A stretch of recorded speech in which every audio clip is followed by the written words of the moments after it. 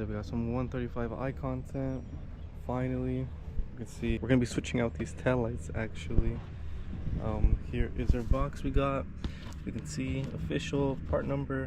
I got these taillights from ECS, I think. These things took a while to get here just because they're always on back order or something. But it took about like a month or two to get here, but sure enough, here they are. Brand spanking new.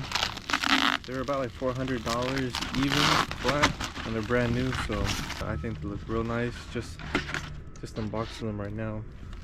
They look real nice. Apart, looks like it's only about like 3 or 2 bolts or nuts. You can see right here.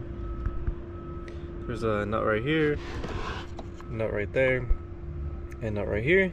Looks like they're all 8mm nuts. Yep, so all we need to do is remove these 3 nuts off, and I think the taillight should come out. So sure enough, I removed all the nuts.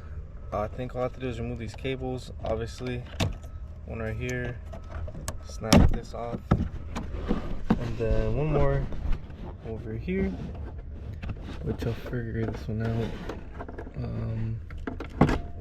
Okay, just like that. So that's out, and then now all we have to really do, I think, is just push it out. So just push. There we go. So we'll push this out, and just like that. Look at that. Easy peasy. Probably like one of the easiest upgrades / install I've done.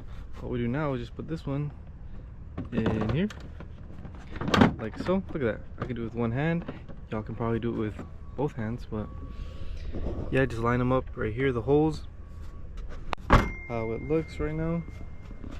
It is out in the sun, so it doesn't look too good, but we can see, I for sure think it looks way more aggressive. Yeah, it definitely looks way more aggressive. Looks a lot more modern, I guess, compared to the old light. Pretty much it. Really quick install. Took, you know, no more than 10 minutes to do. And there's no coating whatsoever needed. Next coming up, it was going to be a carbon fiber trunk, but we still haven't gotten that. But yeah.